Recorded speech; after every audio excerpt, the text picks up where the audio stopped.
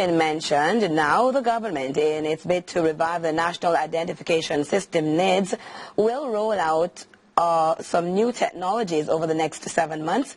There will be upgraded activities within the digital sector to support the act until a new bill is tabled. Robin Williams has that update. Jamaica is poised for digital transformation. Last April saw the identification aspect of the National Identification System NIDS ruled out as unconstitutional. Now the government is moving forward in executing the Information and Communications Technology Upgrade activity highlighted in the Act. The launch of this public key infrastructure, PKI, will allow for citizens to have trusted electronic identities. It is the foundation for e-passport security and will later become the gateway for online payments to be made for services offered at the Registrar General's Department. The PKI infrastructure will also provide the security for national identification cards to eliminate identity theft. Minister of Science, Energy and Technology, Favour Williams, in welcoming the PKI, notes that the government is serious about harnessing the benefits of technology. These include reduction in the cost of doing business, a lessening of the frustration that comes with doing business, increased access to public service by everyone, including persons with disabilities, the poor, access to public service anywhere, whether you're rural or urban, and anytime, 24/7. Minister Williams says that Jamaica will not be left behind in the digital switchover. She adds that all Jamaicans will benefit from the ICT upgrade. So the PKI infrastructure will also allow encryption.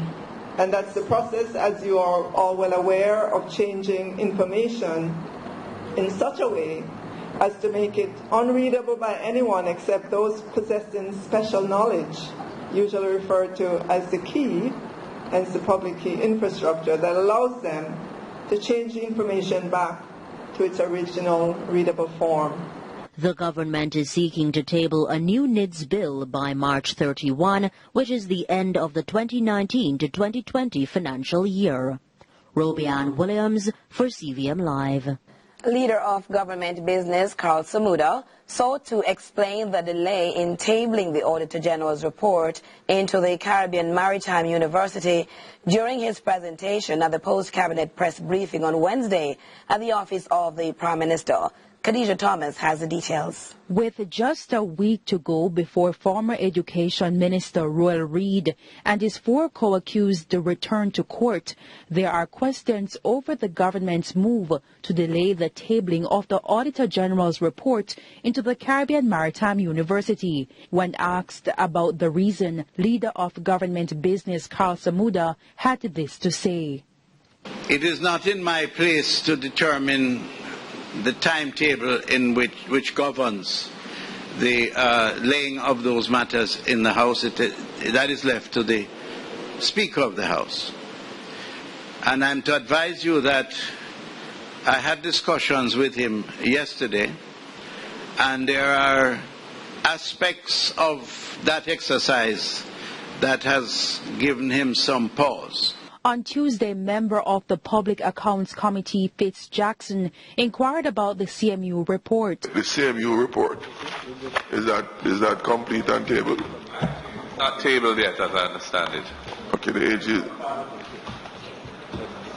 The report is complete, and it's in Parliament. So quite likely this afternoon the clerk will table it. Yes. Okay. However, the report was not tabled. Samuda says the Speaker of the House, Pernell Charles, will be advising Parliament prior to the next sitting on the tabling of the report. It is actually the decision of the Speaker of the House. If there are any aspects of any matter to be brought to the House that gives him reason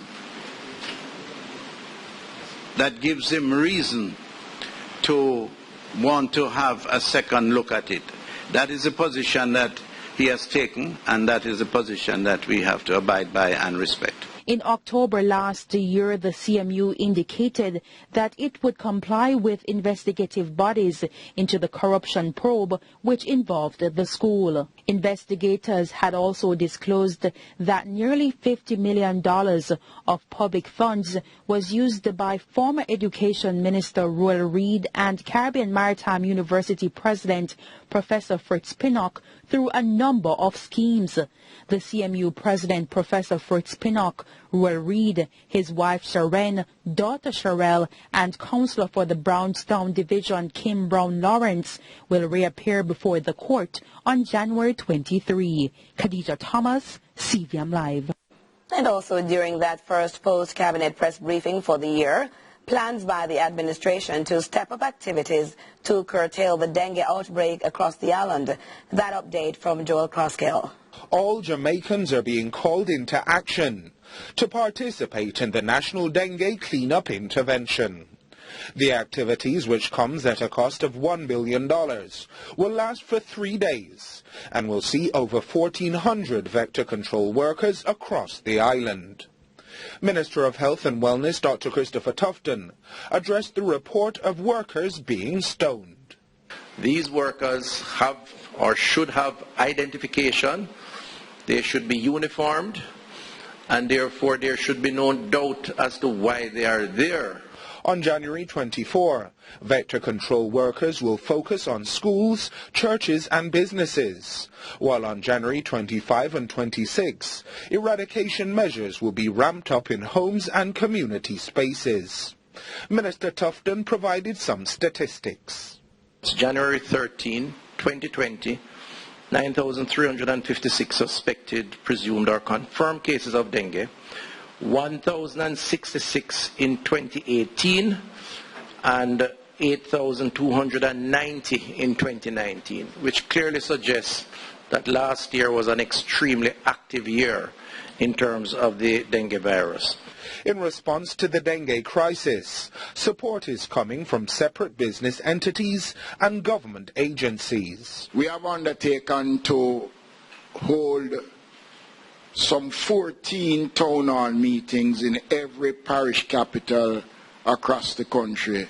158 communities have been selected for cleanup. 36 of those are being identified as critical. Among the 36 communities listed as critical are Grandspen and Raytown in the corporate area. So those two communities have been selected as national projects to be led by the Prime Minister, and the leader of the opposition will be invited to join him in this effort. The tagline for the National Cleanup Intervention is "Mosquito wanted dead, not alive." Newly appointed Shadow Minister for Special Projects within the opposition is making it clear he will continue to serve the people.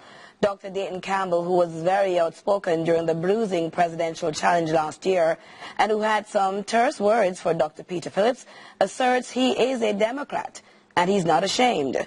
Robin Williams tells us more.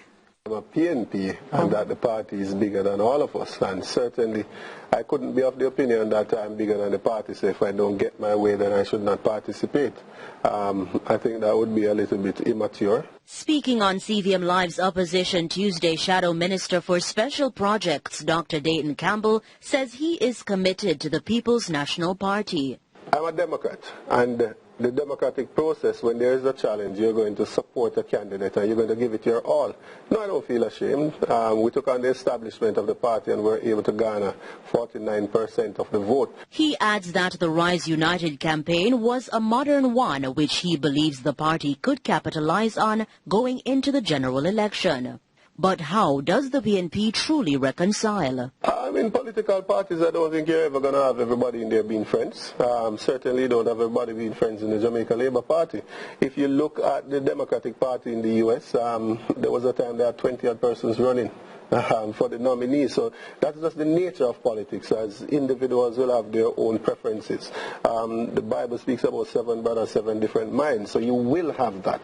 What we need to do is to be able to coexist and work together as not necessarily friends, but co-workers. According to Campbell, politics is more about the outcome, and the question was asked, is the PNP election ready? We're not fully ready, but we're getting there. Campbell certainly didn't miss out on the opportunity to criticize the Jamaica Labour Party. We develop our policies from the bottom up.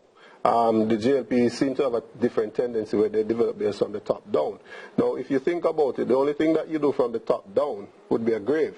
We're not like that. We're from the ground up. Robianne Williams for CVM Live. On to news overseas. The initial trade deal signed by the United States and China